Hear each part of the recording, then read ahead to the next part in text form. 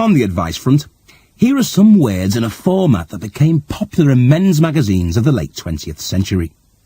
Normally, they would give you a list of things you should have done before you reached the point in your career whereby you could afford to buy the magazine in the first place. No one in the world has ever accomplished all the things these magazines suggested they should have done before the age of 30. If they had, they'd either be dead or too weird to talk to. Therefore, I've compiled a list of things you should definitely not do before the age of 30. If there is anyone out there that has done more than 15 of these things and survived, please don't get in touch. I scare easily. 101 things you shouldn't do before you're 30. 1. Commit suicide. 2. Attempt to remove your own appendix with a potato peeler. 3. Try to convince a group of children that you can speak Venusian. 4. Repeatedly perform the kiss of life on someone in a restaurant who doesn't need or want it. 5. Join a religious sect. 6. See if your goldfish can live in lager. 7. See if you can live in lager. 8. Apply for a job as a traffic warden. 9. Save up for a rainy day, but spend it on beer every time it rains. 10. Threaten an American policeman with a plastic machine gun in Miami for a laugh. 11. Suck fog through a sock. 12. Base your life around aromatherapy. 13. Watch afternoon TV. 14. Impersonate bacon frying at parties. 15. Do graffiti on the back of a Hells Angels jacket while he's wearing it. 16. Sellotape a drunken friend to the ceiling. 17. See how much you can keep in your head by pushing things into your ears. 18. Learn to play harmonica with your nose. 19. Gargle with Swarfiga. 20. Attempt to fix your television by sticking a coat hanger in the back while it's turned on. 21. Tell people about your belly button fluff collection. 22. Eat tofu. 23. Try to enlarge your penis with a vacuum cleaner attachment. 24. Learn to play the riff from Smoke on the Water. 25. Do an open mic spot at a comedy club with improvised material based on the previous act. 26. Play poker with someone called the Professor. 27. Stick your face in a blender. 28. Stick your face to a blender. 29. Vote for a political party that you think has all the answers. 30. Go on a fun run. 31. Fill your best friend's shoes with very old yoghurt. 32. Inject bean curd into your eyes. 33. Ask your girlfriend if she thinks there's some genetic reason for the fact that she's not as cute as her sister. 34. Stick your tongue in a main socket for a bet. 35. Forget to turn up for a date with Claudia Schiffer. 36. Sing karaoke. 37. Retire. 38. Have your teeth pierced. 39. Buy some drugs in a club toilet from a guy called Stretch. 40. Have sex with a stoat. 41. Put on a fake Swedish accent when visiting the dentist. 42. Become a world-famous rock star, then blow your head off. 43. Pant really hard, but look relaxed while waiting in the queue at the post office. 44. Learn to play the bagpipes. 45. Encourage any offspring to take up drumming. 46. Spray mount yourself to a bus. 47. Think people are interested in your dreams. 48. Take up dribbling as a hobby. 49. Stand on the central reservation of the M1 and spin until you're too dizzy to stand up. 50. Buy a car from anyone called Big Vinny. 51. Have Made in England tattooed on your forehead. 52. Sell both your kidneys to a Far East transplant hospital. 53. Leave school before puberty. 54. Join a street gang in South Central LA. 55. Have liposuction on your head. 56. Become a social worker. 57. Rely on trains. 58. Get really fat. 59. Get really thin. 60. Send a chain letter to 10 friends. 61. Give your home away and go to live in a yurt in Wales. 62. Find yourself subconsciously spotting a train next time you visit a station. 63. Give up. 64. Wear a garment you wore 8 years ago because it's a bit like something that's in fashion at the moment. 65. Put a femidom on your head and blow it up to the size of the Albert Hall. 66. Expect to have a conversation on the internet that doesn't involve computers. 67. Smear your ankles with goose fat and do a sponsored barefoot bungee jump. 68. Try to ride a bike with your right hand on the left hand grip. 69. Win a Blue Peter badge and wear it. 70. Gather all your friends in one room, announce that you've won the lottery, and inform them that you won't be speaking to them anymore because they're all scum. 71. Decide that riding a unicycle is the coolest thing in the world. 72. Attempt to eat a live walrus. 73. Learn to juggle in order to amuse people and be popular at parties. 74. Try to chat up a girl across a crowded room by blinking obscenities in Morse code. 75. Go out with someone who has more problems than you. 76. Actually swallow the purple pill that a guy called Stretch Soldier in the toilets. 77. Win a gaining competition just by standing in the audience. 78.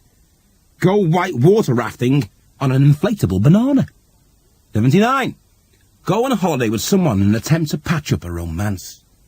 80. Try a fat-only diet for 6 months and die of grease. 81. Give up your career in order to gain a PhD in Welsh. If you live in Wales, substitute Albanian. 82. Discover that you know all the words to American Pie. 83. Believe an election promise. 84. Try to potty train your cat. 85. Go to a boxing club in a pink tracksuit and pretend to be Annika Rice. 86. Tell everyone that Liverpool FC asked you to be their new striker, but you couldn't be bothered. 87. Discover that you have to fake an orgasm during a bout of self-gratification. 88. See how long you can leave the gas cooker on before lighting it safely. 89. Get married before you find someone you like. 90. Try to chat someone up in a James Cagney voice. 91. Sit down to reflect on your greatest achievement to date and discover that it was learning to blow your nose. 92. Fail to discover the difference between being tired and being bone idle. 93. Convince yourself that your best friend won't really mind if you only sleep with his girlfriend the once. 94. Drain all the blood out of your body to see how it feels. 95. Ask your bank manager for a loan while wearing a lime green chicken suit. 96. Invent a game called Pubic Dares and demonstrate it to your friends by setting fire to your crotch. 97. Spill your guts on an Oprah Winfrey type show. 98. Actually believe that the title financial advisor isn't a euphemism for insurance salesman. 99. Look like you're 40. 100. Feel like you're 40. And 101. Listen to this. Oops. Too late. Part 4. Planet Earth, the birthplace of mankind, and lager. Naturally, no chronicle of the human race and its doings will be complete without some mention of the place in which we do our doings. However, I have to be honest, although I'd love to write about the fabulous rose city of Petra, I haven't been there, so I can't. However, I've been to a couple of places. Here are my thoughts on them, for what they're worth. If they provide you with concise and insightful information about the world we live in, you should get out more. Australia. On the face of it, Australia's a fabulous place. Great weather, stunning scenery, cold beer, talented sportsmen and women, interesting wildlife, and a colossal reddish thing called Ayers Rock. However, the locals seem to have some strange ideas. Can someone explain something to me? Australian rules football. What rules? There aren't any. It's just a fight with a ball. It's the scariest game in the world. And the height they jump, call me perceptive, but if you can jump like that, I'm sorry, but someone in your family has been overly intimate with a kangaroo. And believe me, it's not easy, they can't half-kick.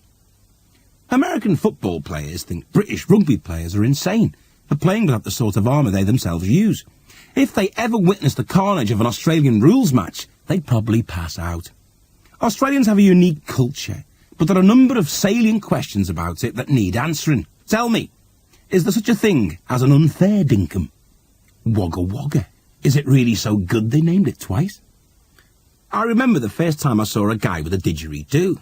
I remember thinking, there is no way I'm ever going to mess with a guy that can play that without passing out. And they've got some seriously big fish over there. Call me a wuss, but if I go fishing, I don't want to catch anything that's bigger than me. And they've got an entire species of practical joke spiders over there called redbacks. These antisocial, multi-legged individuals hide under the toilet seat and bite your arse when you're at your most vulnerable. Then they run off, sniggering. There is virtually no animal in Australia that won't bite you given half the chance. I was doing a TV show over there, and a game warden gave me a fluffy little koala to hold. The bastard bit me! Even the teddy bears tried to eat you in Australia! Then there's bush tucker. That's some kind of screwed-up cuisine. These guys go out in the bush, dig maggots out of a tree, and eat them. They think it's dead clever that they can survive in the middle of nowhere by eating things that, if we saw them in England, we'd call the police. I'll tell you what's clever. Take some bloody sandwiches, mate. Australia's massive, but everyone lives around the edge. Probably because the middle bit's so shite. I went to Alice Springs on a shoot once, and believe me, this place is on the outskirts of nowhere. I have to tell you, Mad Max wasn't a film, it was a documentary. They don't play darts in the pubs there. They have punching each other in the head competitions. The women are not allowed to join in, though. They have to content themselves with dwarf throwing. When I was there, they came up with a new game called Red Dwarf Throwing. Apparently, I would have broken the record if I hadn't hit a barn on my way down. They say there are more venomous creatures than non-venomous creatures in Australia, so it's not the safest place in the world. However, if it's kangaroo skin slippers you want, there's no finer place on the planet. Scotland. Scotland worries me for a number of reasons. Firstly, it's the only country in the world whose national dress includes a concealed knife in the sock. There's a clue there, surely. And the kilt.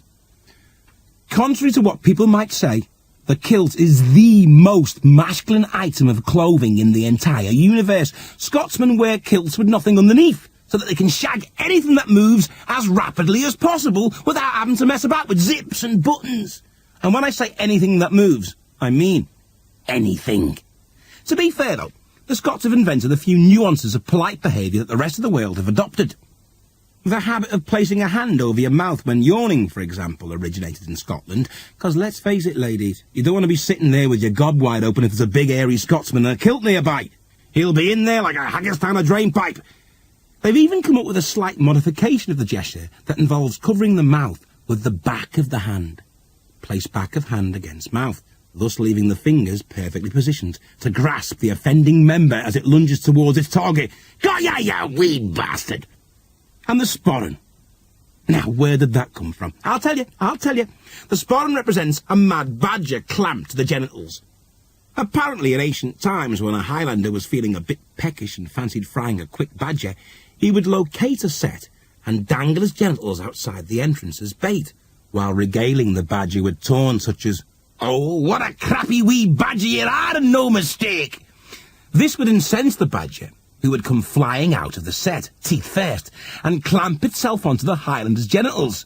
The clansman would give a triumphant whoop, wipe the tears from his eyes, and run groin first into the nearest tree to stun the badger, who would then be prized off with a concealed knife and end up roasting over a cowpat fire. Guys, next time you see a sporran, I guarantee you'll go, eesh. The kilt is also used as a method of challenging an opponent. That's why it looks like a girl's skirt. It's to put the opposition at ease until you've bitten their lungs out. You can just see a Scotsman, kilt flapping in the breeze in the middle of New York, strolling through the rougher district of Spanish Harlem, just waiting for a Hispanic street gang to notice him, whereupon he'll stop, indicate his kilt with a nonchalant wave of his hand and say, "Oh, aye," And what are you going to do about it then? I've seen a lot of street fights in my time, but when the ambulance arrives, the guy they pick up is always a sporran-free zone. Never, ever mess with anyone wearing a kilt. The London Inferno. 3 unconnected events recently prompted me to reassess the way I look at London. 1 was the fact that I was returning from the relative peace of the countryside. 2 was that I had been reading Dante's Inferno. And 3 was a sudden spell of hot weather. I suddenly realised that London is hell. There are 7 distinct levels to the purgatory that is London. The outer level is in the form of a massive black ring that circles the boiling core. Some call this ring Acheron, but most refer to it as the M25. Around this ring, the souls of the damned hurtle in a chaos of speeding, crashing metal in a desperate attempt to reach the inner levels, driven by the erroneous belief that things will be better there. They are not. The air throughout the London Inferno is perpetually tainted with noxious fumes and choking vapours that scarify the lungs and tear the eyes. Filthy, black, flapping shapes fill the air, diving amongst the throng to scavenge for scraps or to die messily beneath the crushing wheels of speeding cars as they swerve to avoid the black killer cabs that plough relentlessly through the streets, slaying all in their path. A black-hearted river runs through the centre of perdition, a stinking, swirling torrent, crossed at intervals by crumbling bridges beneath which God's accountants swing on creaking ropes. There is a stark, bony figure on one side of this river, dressed all in black. He approaches lost souls, who are encouraged to press a silver coin into his skeletal hand, whereupon he will furnish them with a copy of the big issue. The next level is a maze of soot-grimed tunnels buried deep in the earth. Here, tormented shades are crushed and jostled, forced into metal cylinders, and left stewing in the dark, rat-infested tunnels as all hope drains from their wretched spirits and darkness seeps into their very souls. The third level is a scattered domain. Here and there throughout the Inferno you will find the piteous huddles of those whose sin was the sin of penury. These wretches skulk in filthy corners and pools of excrement, muttering forlorn supplications to any that will listen. No one ever does. There is no compassion in hell. Then there is the dread level of the hedonists. This is a vast warehouse into which thousands upon thousands of souls are herded and crushed. They are fed a demonic potion that dooms them to dance until they drop to the rhythmic pounding of hell's generators, under the coruscating flashes of phonic welders who are forever busy building the hurtling metal boxes in which the mad, teeming souls of the outer level are to be imprisoned. The next tier is but a room. This is the level of the malcontents, those who are dissatisfied with their state of mind. These wretches are fated to sit around a table and listen to the interminable babble of nonsense they generate as demons feed them an endless stream of tainted drugs through their noses. The room resounds with the vapid details of grand schemes that will come to naught, and impassioned entreaties for some of the good stuff that made them feel okay for 20 seconds all those years ago. Yet another level is known as Oxford Street, where diverse souls are damned to search endlessly for something worth having at a reasonable price. If they succeed, they will attain salvation. No one yet has. The cheap thrill-seekers have a level all to themselves, for their title is in itself a paradox. In certain red-hued backstreets, sad individuals scurry from shadow to shadow, regaled from dark doorways by the strident entreaties of painted succubi, seeking a glimpse of beautiful female flesh and a decent drink. They will find neither, but are eternally doomed to pay dearly for weak cider and cellulite under the watchful gaze of a massive demon called Vinny, who carries a credit card swiper and a lead pipe. The bearers of false witness The uncaring and the power-hungry are banished to a large hall. Here they are dressed in ill-fitting grey suits, separated into opposing factions and ranged opposite each other in staggered tiers. Ordered thusly, they are doomed to forever argue across the dividing floor, with no side giving an inch or ever agreeing on anything. This is one of the saddest levels of the Inferno. There are subsidiary torments for those who finally manage to escape the confines of the endless ring around purgatory. Once inside, they are doomed to drive down endless narrow streets, patrolled by sour-faced demons in uniform, whose only purpose is to prevent these exhausted, tormented souls from ever stopping. Those desperate enough to attempt a halt are cruelly hobbled with heavy iron boots and left there, immobilized for eternity. There is a freezing hell for those guilty of the sin of growing old. They are banished to concrete towers of ice, with nothing but a constant stream of final reminders to burn for fuel. However, they have no matches, and can only ignite the bills when young demons slip firebombs through their letterboxes. These sad souls are dying from the cost of living. Throughout the London Inferno, you will find the thief dens. Here, anything left unattended for more than 5 seconds will disappear forever. And in the streets, watches and jewellery are torn from the bodies of any foolish enough to be so adorned by drug-crazed imps. Those that escape the clawed snatchers are stopped by the roving officers of perdition in their stark black uniforms, who will rummage roughly through your soul for any sign of guilt. They rarely fail to perceive some evidence of culpability, and regularly drag screaming souls off to their noisome dungeons with a peculiar kind of gravity causes their prisoners to endlessly fall downstairs and walk into doors. Another stratum awaits the wannabes and poseurs, who will find the gates of their imagined heaven barred by a large devil in a tuxedo, who will repeat endless catechisms about a mythical list upon which their names do not now, and never will, appear. Their pathetic pleas involving obvious mistakes and don't-you-know-who-I-ams forever fall on deaf and dispassionate ears. There is also a two-dimensional level to the Inferno, as thin as cheap paper. Here, everything is black and white, and souls are richly torn apart in print as punishment for the sin of being interesting. It is here that every bad photograph anyone has ever had taken will appear. The demons that run this level of purgatory smell of smoke and whiskey, and suffix everyone's names with their incorrect age and marital status. Minos minus the charm. This is the London Inferno. Abandon hope, all ye who enter here. Liverpool. Naturally, this chronicle would be woefully inadequate without a literary hallelujah to that diadem of cities, the centre of the known universe, the spiritual home of chirpy banter, Liverpool. I owe a great deal to Liverpool, so much so that the fact that Liverpool owes me 2 bikes, 1 car, 2 videos and a telly, a set of plug spanners, a wallet from Greece, a leather duffel bag full of dirty washing nicked from Liverpool Station, and a bag of assorted groceries means nothing, nil, nada, zilch, when set against the immeasurable benefits I gleaned, survival-wise, from an upbringing in Toxteth. They say, see Naples and die.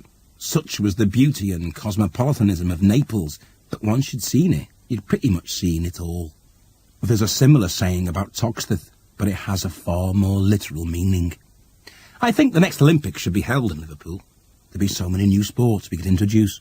The 400-metre legging it from the scene of the crime, the multiple dole claim, the Beatles medley relay. We could have cycle races where you have to get the lock off the bike first.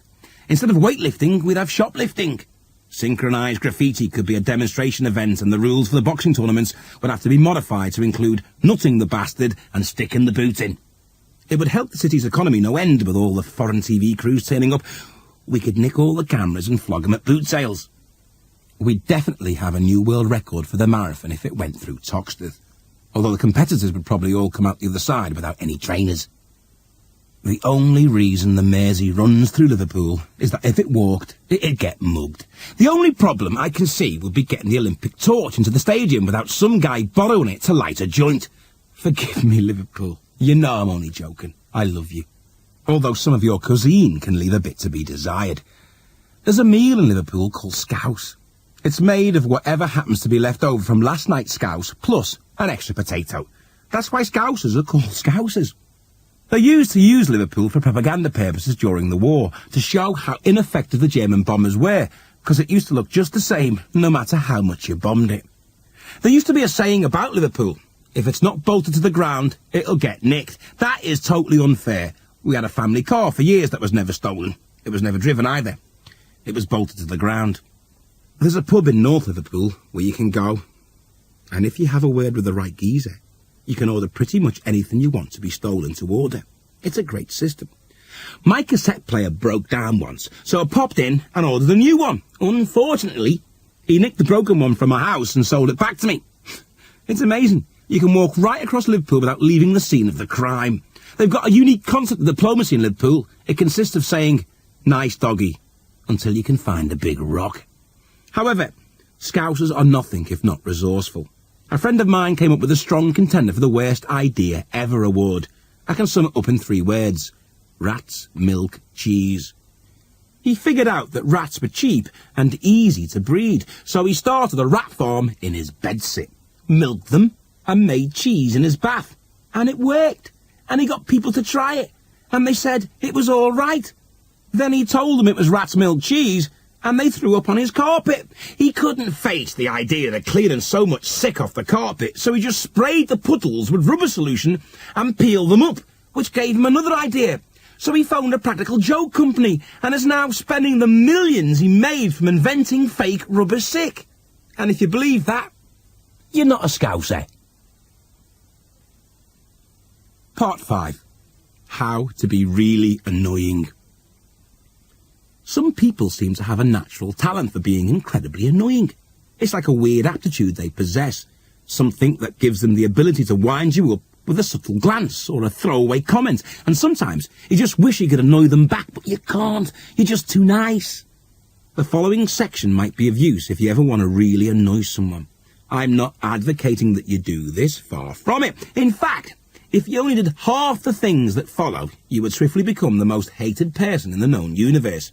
Instead, use this as a guide to what not to do if you want to have friends. Reply to everything someone says with, "That's what you think." Lend your car to a friend and then report it stolen, for a laugh. Always pay for everything in 5-pence pieces. Finish everything you say with the words, "in accordance with the prophecy." Write X equals buried treasure all over someone's road map. If you're going to a party, collect a bunch of winos, take them with you, tell the host they're a hot new band, and leave them there.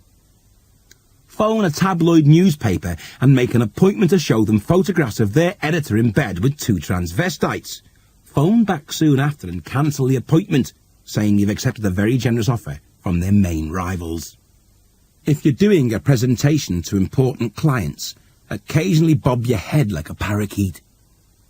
If you know any fitness freaks, tell them they're looking tired and ill every time you see them. Stand on the pavement and point a hairdryer at passing cars to see if they slow down. Go to a public demonstration of faith healing, get up on stage and tell the guy you're deaf. When he lays on the hands to heal you, scream and blunder around the stage saying you've gone blind as well. If he grabs you again, collapse and say you've lost the use of your legs. During a learned lecture, occasionally snigger and mutter, "Yeah, right," in a sarcastic tone. Anytime someone tells you a joke, say, "Oh, God, not that old chestnut." If you're on a jury, catch the defendant's eye, grin, and draw your finger across your throat.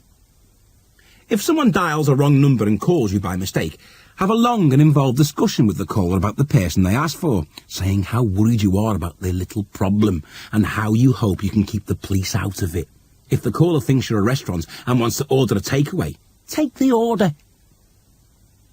If you're on holiday, introduce yourself to the most obnoxious people you meet, using the name of someone you don't like. Give them this person's address and invite them and their families to come and stay for as long as they want to. Go to a restaurant and order a rare steak. When it arrives, send it back and ask them to cook it just a little more. Do this about 13 times until you can finally demand to see the manager and ask him how on earth he expects you to eat such an appalling lump of inedible charcoal. Anytime anyone coughs, however slightly, grab them and insist on performing the Heimlich manoeuvre for at least 5 minutes, no matter how much they protest. If you meet a fascist bigot who goes on and on about the homeless and how they should pull themselves together and get jobs, simply burn his house down while he's playing golf. See how he likes it. When no one's looking, move the hockey, the throwing line, back a foot in a serious darts pub, then sit back and take the mickey out of all the players for being so useless. Tip: wear dart-proof clothes. Stand behind a crowd of people playing a triv machine in a pub and shout out all the wrong answers in a very insistent voice. Sit on a bus or train with an unlit cigarette in your mouth and a lighter in your hand for the whole journey. See how many officials and fellow passengers you can get to point out the no smoking signs while you point out that you're not, in fact, smoking. If, driving on a motorway, persistently flash the car in front until he pulls over, then take your turn off. Stand by a zebra crossing, and every time a car stops, walk off. I know how annoying this is. People do it to me all the time. Lend a neighbour your lawnmower. Then 2 weeks after he's returned it, ask for it back. Repeatedly. If he sees you using it, insist that you lent him your spare one and keep demanding that he return it. If someone you know greets you in the street, pretend not to know them and threaten to call the police if they don't leave you alone. Shame a whole load of cowardly friends into signing up for a charity parachute jump with you. Then, don't turn up. Win the lottery, buy a beautiful castle, and have it stone-clad. Having said that, just winning the lottery will probably be enough to annoy most people. Make up insulting acronyms for all your friends' names and tell them. Pat could stand for pompous, arrogant twat. John could be jerk off, huge nose. Del, drives everyone loopy. Martin, married a right tart in Norwich. The possibilities for annoying everyone you know are endless. Go around knocking on people's doors and asking them if they're happy with their washing powder. Buy one of those watches with a built-in TV remote control. Go round to a friend's house during the cup final and change channels every time it looks like someone might score. Keep buying your girlfriend really nice clothes that are one size too small. This is a perfect recipe for loneliness, or, in extreme cases, death. Any time you visit someone's house, insist on tuning in their TV and hi-fi properly. Make a complete mess of it, then leave. Chain smoke cheap cigars in a vegetarian restaurant. Tell everyone you've given up cigarettes, but carry on smoking theirs. Insist on drinking large brandies every time someone gets around, and just before it's your round, go to the toilet for 20 minutes. If you finally have to get them in, buy yourself a half of lager. Then go back to large brandies when someone buys the next round. Slip a handful of banana-flavoured condoms into a married friend's jacket pocket. Whistle a loud, repetitive, tuneless song any time you're in a queue. Every time someone bends over near you, blow a raspberry. And finally, the ultimate annoying thing you can do to anybody. When someone stops their car at the lights, run over, smear dirty, slimy soap suds all over their windscreen, spread it around with a filthy sponge and demand payment for the service. If they refuse, scream abuse and make obscene gestures with your squeegee. Part 6. Food and how to do it. They say an army marches on its stomach. They say the way to a man's heart is through his stomach, which vis-a-vis bayonets is a certain cold steel ring of truth. However, enough inane babble. Food. Where would we be without it? Probably out looking for it. They say a civilized person is only 4 missed meals away from savagery, and you can't argue with they simply because you might be one of them. While we're on the subject, who is it that decides who they are? Who is this them that chooses the they, that seems to have an opinion on everything under the sun? But more importantly, what's for lunch? Which brings us rather clumsily onto the subject of this chapter, food and how to do it. Along with sex, food has always been one of the 2 driving passions of the human race. Put a hungry man in a room with a roast beef dinner and a willing girl, and his eyes will dart back and forth like a tennis fan on speed while he tries to work out a sexual position that will allow him to eat and have sex at the same time. Food and sex will always be closely linked. The man that invented chocolate-flavoured condoms was no fool, if you know what I mean. I am, in fact, an expert with food, but sadly, only from the point of view of eating it. The chances of me entering a kitchen and subsequently leaving soon after with a plate of pan-fried scallops on a bed of rocket with balsamic vinegar and shaved parmesan are pretty slim. In the past, I have cooked meals that melted in your mouth, but that was before I discovered defrosting. Whatever. No chronicle of the human race would be complete without a selection of recipes that would allow the recipient of this book to create some of the finest dishes in the universe. The human race produced a number of greats in the art of cooking. Albert Roux, Egon Ronay, Ronald MacDonald, to name but a few. As the last remaining human in the universe, it would be my duty to pass on some of the culinary secrets of my race. At the end of the day, it's always best to write about what you know. Here's what I know. Listen to this chapter, and you'll almost believe a pan can fry. No laughing at the back, please. Glossary of terms. Cooking. To cook something, make it hot for a while. Then it's cooked. It's a doddle. I was amazed too when I found out how simple cooking is. Food. For the sake of clarity and brevity, the word food in this book means anything you can put in your mouth that doesn't kill you. However, there is an exception to this tenet, which you'll find in the section on sex. The kitchen. A mysterious place full of sharp, pointed objects, deadly gas-operated incinerators, things that go bing, and a big cold wardrobe full of beer, which is the only true incentive for entering the room in the first place. Author's note. I didn't fight my way to the top of the food chain in order to eat vegetarian food, but for the many people who prefer this sort of cuisine, I've included a large number of vegetarian recipes, which are indicated by the letter V. For vaginismus. Recipes. Here are a few of my personal favourites. Sugar puff sandwiches. V. Ingredients. 2 slices of bread, a handful of sugar puffs, some butter. Spread the butter on 2 slices of bread, arrange the sugar puffs on the bottom slice, slap the top slice of bread on top, and eat. Food vindaloo. Ingredients. Food. Vindaloo sauce. Preparation. Cover the food in vindaloo sauce, microwave it until it explodes, then eat. Can surprise. Possible V. Ingredients. A can of food. Preparation. Remove the labels from a number of cans of food, select one at random, open it, eat it, and try to guess what it is. Chili sauce challenge. V. Ingredients. Chili sauce, lager. Preparation. Open a bottle of chili sauce and a bottle of lager and see how much chili sauce you can eat before you have to drink the lager. No fish fondue. V. Ingredients. Little bits of bread on sticks, brandy, and no fish. Preparation. Place the brandy in a bowl, making sure to include no fish. Dip the bits of bread into the brandy and eat them until all the brandy is gone. Then go to bed. Roadkill grill. Ingredients. Roadkill. Preparation. Run something over, grill it, and feed it to people you don't like. Top shelf oblivion sorbet. V. Ingredients. A dash of everything on the top shelf of the Medilab. Preparation. Mix the ingredients together and stir into a beaker full of ice. Inform the rest of the crew that you'll see them in a week or two. And drink.